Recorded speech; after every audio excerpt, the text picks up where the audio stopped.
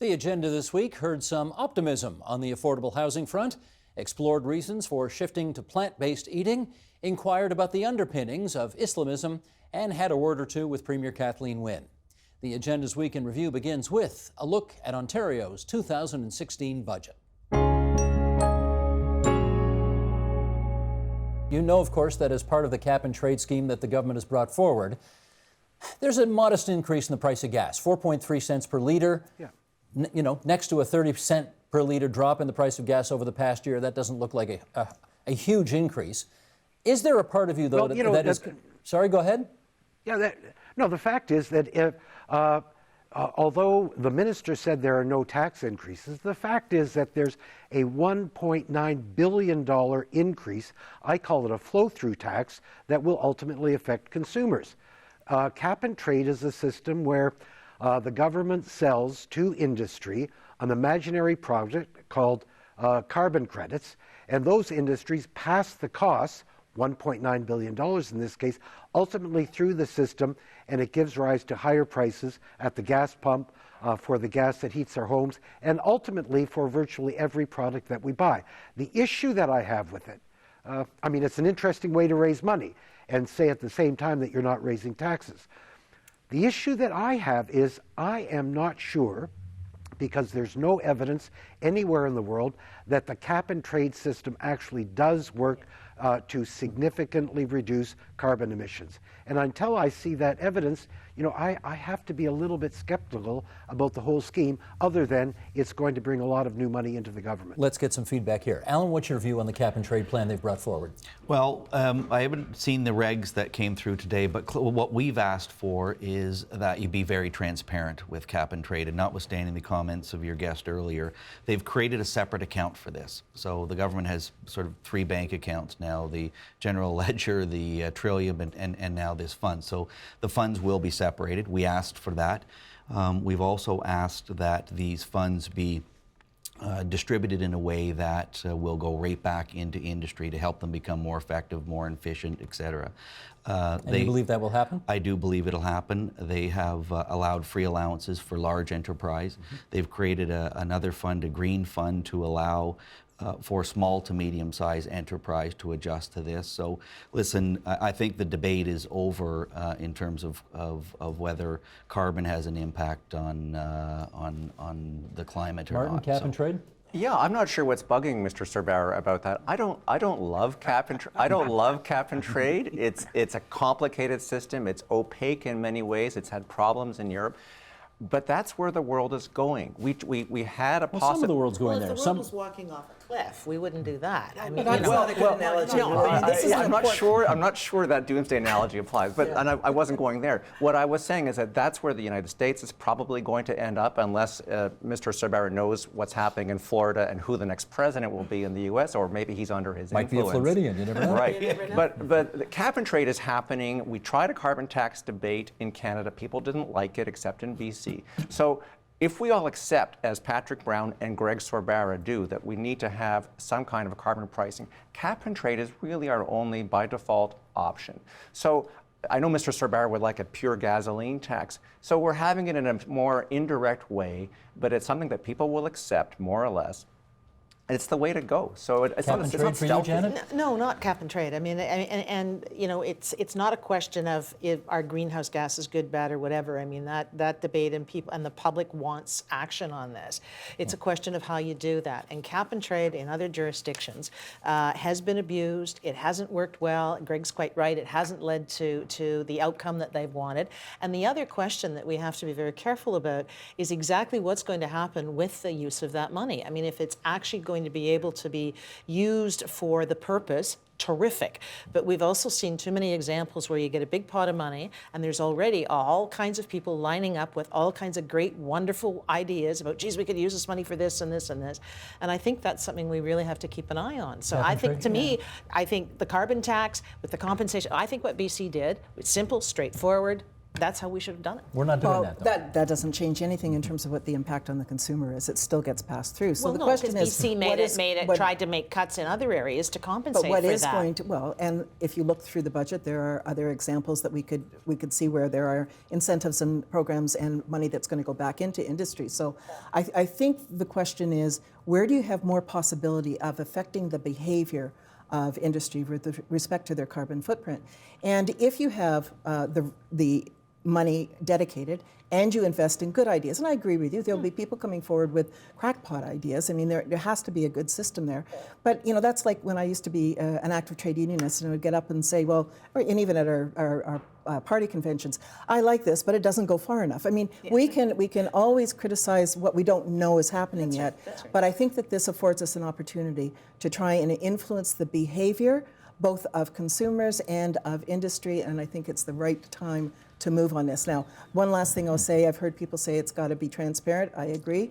It's got to be fairly applied, and the question about who gets a pass and when they get a pass and for how long, I think we should be having some discussion about.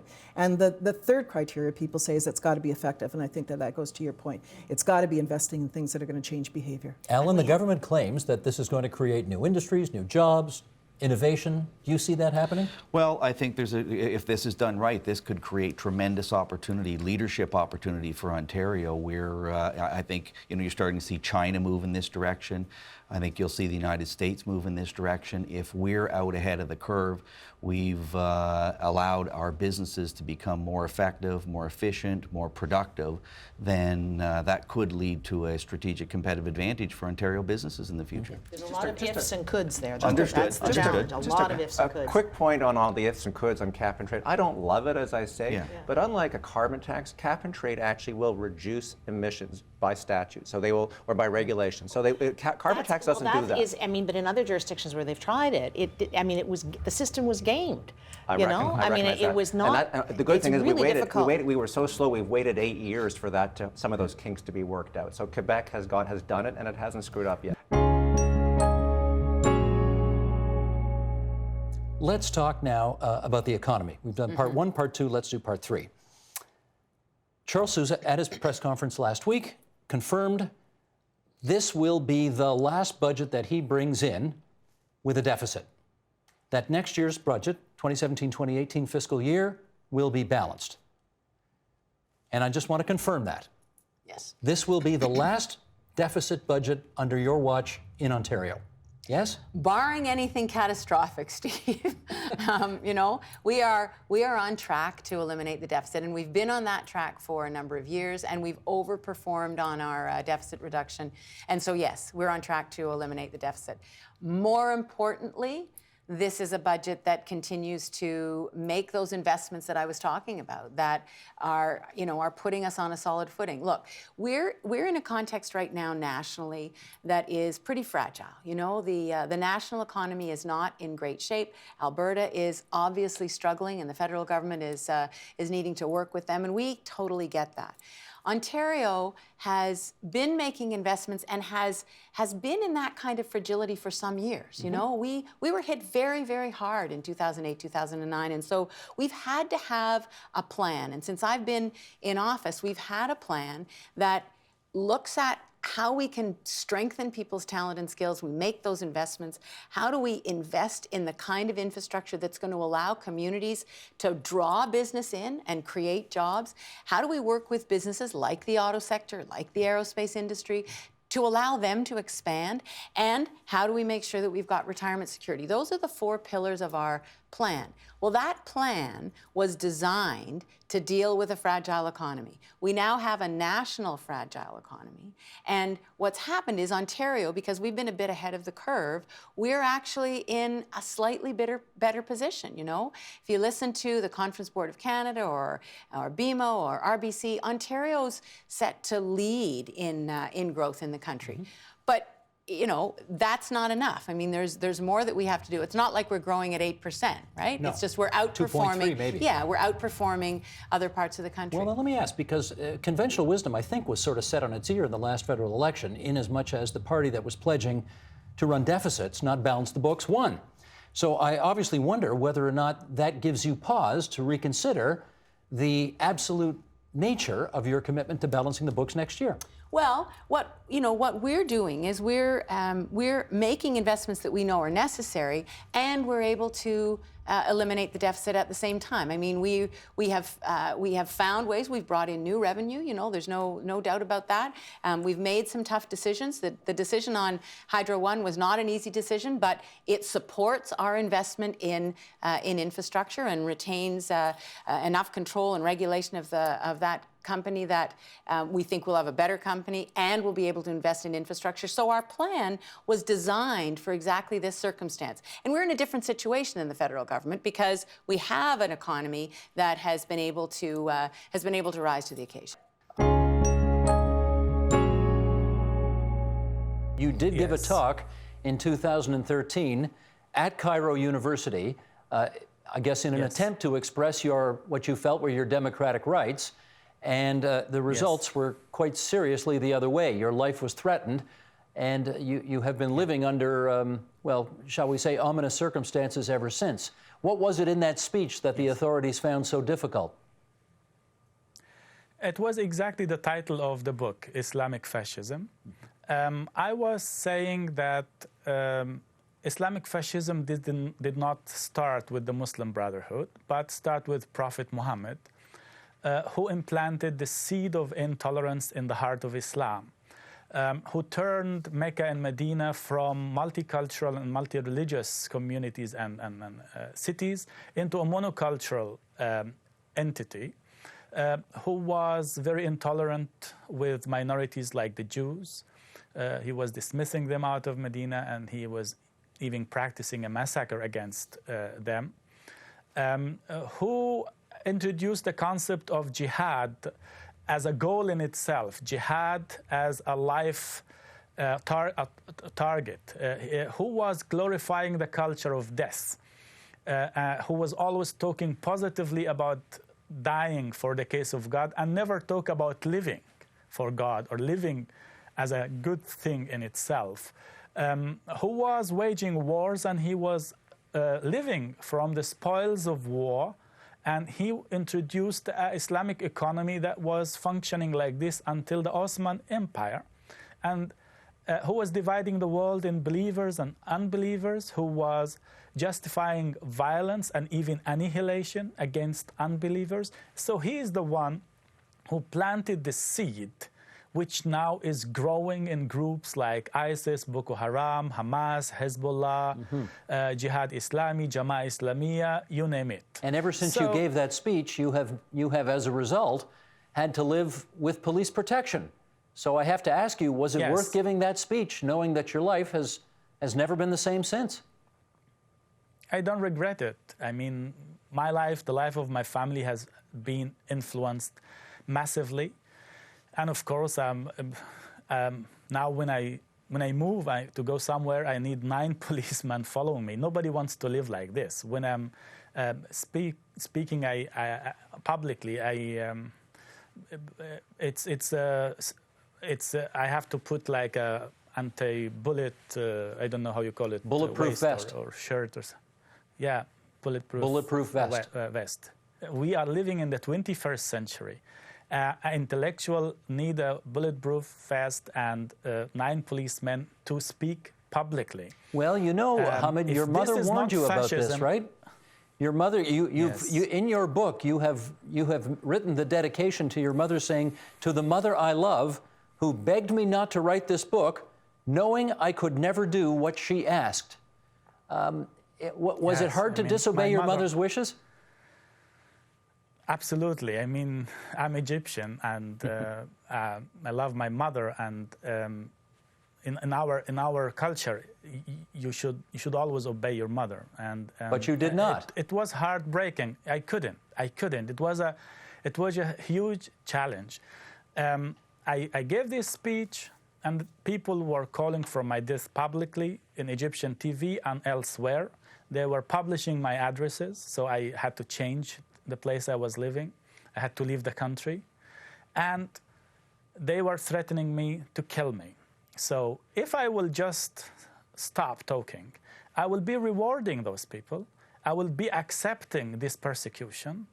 And I'm a free person, and I left Egypt, in fact, to live in freedom, to speak out my mind without being afraid.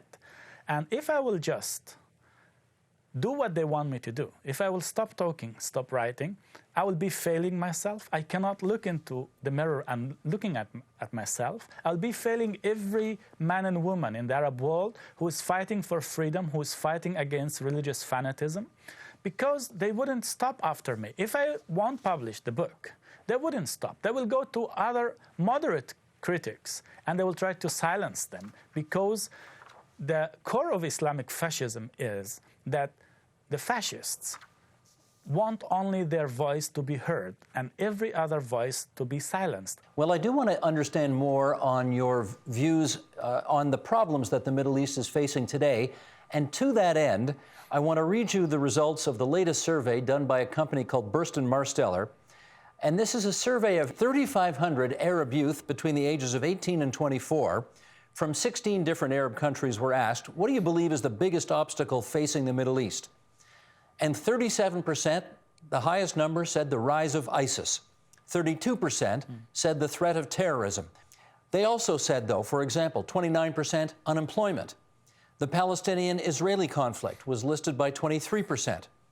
The lack of strong political leadership, 17%. A lack of democracy, 15%. A few years ago, that number was 42%. A loss of traditional values, 12%. Slow economic growth, 10%. What jumps out at you from those numbers I just read? Well, the meaning of democracy is decreasing for many young people, which is a catastrophe, in fact. And what I read from these numbers is people are still escaping from the real problem. Of course, every phenomena has many reasons combined together that lead to it. And the mess, the misery in the Arab world is the accumulation of so many problems over many years. But there is something that everybody is trying to avoid, which is the influence of religion on the societies. Of course, we have social problems, economical problems, political problems. I'm surprised that people are still counting the Israeli-Arab conflict as one of the reasons for the lack of development in the Arab world, because what does the Israeli-Arab conflict has to do with Morocco or Mauritania and Algeria, where they are so far away from this conflict and still have the same kind of problems every Arab nation is having? They're trying to exchange the reasons to avoid going to the core of it. Of course, we have all of these problems, social, economical, and political, but the role of religion. Religion is defining the emotions of the people. Religion is defining the social roles, the position of women in the society. Religion is responsible for the rise of terrorism, because ISIS is doing the same what Muhammad did back 1400 years ago, just repeating the same dream of reestablishing the caliphate that the whole Islamic history was living upon. People are choosing to be vegan or vegetarian or simply eat less meat for a variety of reasons, but I'd say the top reasons are for concerns out of the environment, an interest in improving one's health, and compassion for farmed animals. We know the meat industry, from the clearing of land and trees, from the transportation of these products, account for somewhere between 18 to 51% of global greenhouse gas emissions, which is accelerating climate change and biodiversity loss. And from a health perspective, we know there are many studies that are correlating high levels of meat consumption with everything from cancer and diabetes to heart disease and obesity. And from a compassion for farmed animals perspective, we know that animals are treated incredibly cruelly in factory farms, and that 99% of meat comes from factory farms. So I think for all of these reasons, people are choosing to be either a vegan or a vegetarian or simply a reducitarian, someone who simply eats less meat with respect to their own diet. Which of those are you? I would consider myself a reducitarian. You know, when I was in college, I was learning about all of these issues, and I wanted to make some meaningful changes to my diet. But vegetarianism seemed a little too extreme for me, and so over time, I've sort of gradually transitioned into eating more plant-based meals, and I'm really enjoying it. But I don't necessarily think it needs to be an all-or-nothing premise. You can simply eat less meat. Gotcha. Sonia, you were here several months ago with your book, which was a real expose, if I can put it that way, of some of the farming practices that you have experienced and seen. You're a vegetarian? Yes, How come? I've been a vegetarian for about 10 years. And my book, Project Animal Farm, explores farms globally. I've been to factory farms, I've been to slaughter plants. And it's very cruel the way farm animals are treated today, never once seeing sunshine or stepping onto grass. So that's the reason. Mostly it's compassion for farm animals. So it's a political decision in some respects. It can be considered political. You're taking a stand for something. You're taking a stand on behalf of animals and also the planet. So it is very much a political decision. Every time we eat, we are making a political decision. When did you write the book? It came out about 8 months ago in 2015. So you've clearly been a vegetarian longer than your authorship, right? Yes, This I've been goes way back. vegetarian about 10 years. Right, but so what got you started in the first place? Because you were not, I don't think, politically active about this issue 10 years ago, were you? I did study some government, but I was in university in the US and I was thinking about it. I started, you know, in university you start questioning everything. What am I eating? What am I doing? What are my views? And this was something that just I started to think about. I researched it a little bit. To me, a lot of it came down to hypocrisy. I like cats and dogs. Everybody does. I wouldn't dream of eating a cat or a dog or other animals, so why am I eating cows and chickens and other animals? So it seemed to me that if I don't need to eat it, if I'm very healthy without it, then it doesn't make sense to keep engaging in this. Okay, as we continue along the continuum here, we have reducitarian, we have vegetarian, and then there's you.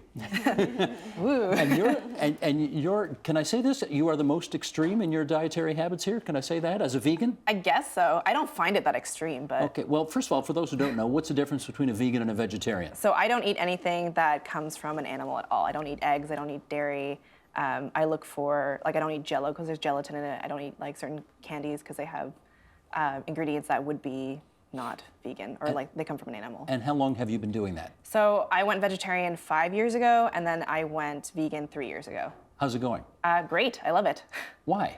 I think that as a person, when I first went vegan, I was, I think, 21, and like I just came out of school, and I was doing my master's, and I was trying to find like a way for me to make a difference in the world. And being vegan, you realize how much of an impact on animal lives or the planet and the environment and people in general, and that you kind of see the impact that you make just by choosing to eat vegan. But the thing I hear all the time is it's way, way, way, way too hard. Is it? I don't really think so. I think that if you have a good support system, then it's easy. I mean, when I first moved to Toronto, I volunteered for the Toronto Vegetarian Association, and so through the TVA, I met tons of people who are vegetarian and vegan, and they kind of introduced to me why it's easy, why it's fun. There's so many places in Toronto. Like, there's no excuse to go not to be able to find something vegan in Toronto. Well, and I don't want this question to sound as personally prying as it will sound, but you got a boyfriend? I do. Is he a meat eater? Yes. Okay, how does that work? We both respect each other. The way that I see it is like, it's a comfort food, right? Like he doesn't know a way to not eat meat. It's like he works also in broadcasting, so like, I don't know, it's hard to find food, that he gets pizza every day. It's hard to find vegetarian options in that sort of sense. But when he's home with me, he eats vegan with me. Have you tried to, and again, I don't know if this is the right word, but have you tried to convert him? No, I don't think that it's productive to ask people to convert to veganism. Really, that change should come from within, and if he chooses that he wants to. I mean, he recognizes why I do it, and he understands why, and it's logical to him, but that's just not the right move for him. Right, and one last thing on this. When you tell people that you're a vegan, what's the reaction you probably always get? Probably like, oh, wow, I couldn't do that. That's so hard. I just love my bacon. Like, I just love my bacon. It's all the bacon. It comes down to the bacon. Well, but does this make sense to you? Yes. It does? Yes. That it's not too hard and it's actually doable. Yes. Yes. So why are you doing it? Well, I really like eating meat. You like eating meat? Yeah. Johnson's a gastronome. And everything. I like eating everything. I think that there are a lot of very strong, compelling reasons for everybody to pay attention to a more plant-focused diet, right? There's a whole variety of reasons. I don't know that it necessarily means that we all have to become vegans. Right? There's a lot of personal choice built in there. And the thing that I find so interesting about the dilemma is that there's like a lot of competing identities, right? Because in this part of the world, it's actually really challenging to be a locavore vegan, right? A lot of vegan eating relies heavily on things like nuts and avocados, which are not indigenous to this part of the world, and they don't grow here. And so you sort of internally have to figure out what your list of priorities is. And that to me is really interesting. Let me ask you as a chef, can you imagine doing what you do and never having meat being a part of the equation? That's difficult, Steve. You know, my entire history has been around probably more meat-based protein cookery than vegetarian cookery. But as time goes on, that's changing. My hunch is that if you were to say to Canadians, do you think Medicare, do you think healthcare is a fundamental tenet of what it is to be Canadian? People would say yes. I'm not sure, Nancy, they'd say the same thing about what was just said. I'm not sure they'd see housing in the same respect. Is that a mistake? Clearly it is, because people who are experiencing unaffordable housing, and there are many across the country, would say something quite differently, because they're feeling the impact of what it's like to live in big cities and to live not being able to put food on the table, not being able to pay for the basic necessities. They are really suffering, and they've suffered for a long time. As Mitch pointed out, we haven't had serious funding in a really long time. We've kind of been starved out of the business. In terms of Medicare, one of the interesting points, I think what people don't realize is that affordable housing is an opportunity and a solution. It's not always a problem, and we always think of it as a problem. What's it a solution to? It's a solution to what you just said about healthcare. It can reduce healthcare costs. We know the costs of overnight stays in emergency situations in hospitals, even in shelters, are much more than the cost of permanent housing. So to me, it's an opportunity, and we have to look at it in a much more positive way. It also reduces crime if people are housed safely in secure neighborhoods. So it has a positive impact. Education, kids stay in school longer and they can learn better if they're housed and fed appropriately. So do you, I don't know, are there studies out there which conclusively indicate? There are. Yes, There have been many. You spend more on housing, you will spend less on health care, on jails, et cetera. There are many studies. The problem is we don't pay attention to them. And governments should, because it impacts on their budgets. I was going to say, it's not that we don't pay attention. Who doesn't pay attention? The governments who have budgets and want to cut costs. Actually, I think housing can be a very efficient way of dealing with some of our tax problems. Mitchell, you're a private sector guy. Why can't we just leave it to the private sector to solve this problem? I think we've seen over the past 3 decades that doesn't happen. It won't happen on its own. Just leaving it to the market won't create or really respond to the needs in our communities for affordable housing. We've now had 3 decades to show us that that's the case. The result of that is that there are hundreds of thousands of people in need of affordable housing. There are 35,000 people every day that are homeless, that have no place to have a home. They don't have a home in Canada every single day. 35,000 people in the country. In the country. Every day. That's right. In Ontario alone, there are 168,000 people on waiting lists for affordable housing. So the proof is there in terms of leaving it to the private sector doesn't work. Why do you think the private sector doesn't respond? The private sector is looking to respond to market conditions. If market is strong, the private sector will build condominiums. The private sector will look to its bottom line as a business to build housing that won't be affordable. Now, it's up, I believe, to government to intervene. So we have long been, and I'm not sure how you feel about this, Nancy, in favor of inclusionary zoning. Which means what? It means that every single community that gets built, let's say Toronto or in Ontario, there have been tens of thousands of units of housing that have been built over the last many, many years. We've seen it. The boom is still going. There is no requirement whatsoever for affordable housing to be built in any way, shape, or form to the housing that gets built. Inclusionary zoning requires an affordable housing component in every new community. Can I just understand how that would work? So, for example, private company X wants to build a new 200-unit condominium at Yonge and Eglinton in the middle of Toronto. Yeah. You don't get the green light to build that unless what percentage of the units in there are considered affordable? Not determined yet, but it's somewhere between 10 and 20%. I mean, if there is an inclusionary zoning bylaw, it would likely be between 10 and 20%. You like this idea? In fact, we created a similar idea with Adam Vaughan as a champion under Section 37. Of what? Oh, let's not talk jargon. Okay, under planning rules. Okay. What you can and can't do. And pretty much the Planning Act says you can do this and you can't do this. What we couldn't do is that condos were not considered affordable purpose rental, which is the only way that you could access funding programs and certain incentives. And so we argued that, and we were able to have 4 condo units with a willing developer, it was Great Gulf at the time, to deed us 4 units, and 2 were family size, in a brand new condominium downtown on King Street. 4 units out of how many? 314. That's pretty small. It's very small. But it's not enough. Not enough. But my point is that if But it's that, something, I guess. Yes, and because of what we did, the legislation changed, and all nonprofits could benefit from it, and the incentives and developers. But you have to have a willing developer, a willing a nonprofit, and a willing city councillor, because it's on a long list of other community needs under Section 37. Sorry to use that term again, but what it means is you can get daycare, you can get parks, you can get art. So you're competing, so you're always competing. But Mitchell, let me make sure I understand how this would work. Again, let's take our fictitious 200-unit building at Yonge and Eglinton here in Toronto.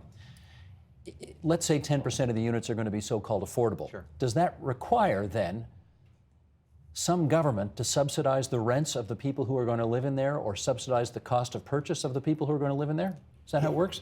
It would be a real collaboration between private sector and public sector. So the private sector says, yes, we're going to do 20 units in this community that will be affordable.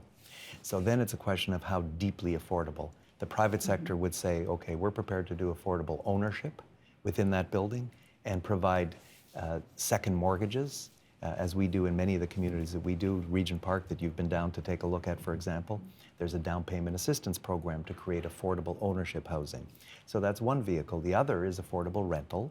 And to get truly deep affordable rental will need government support.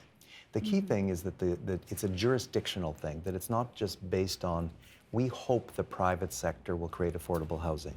It's like way back, there was a moment in time when all of the cars we drove had no emission controls.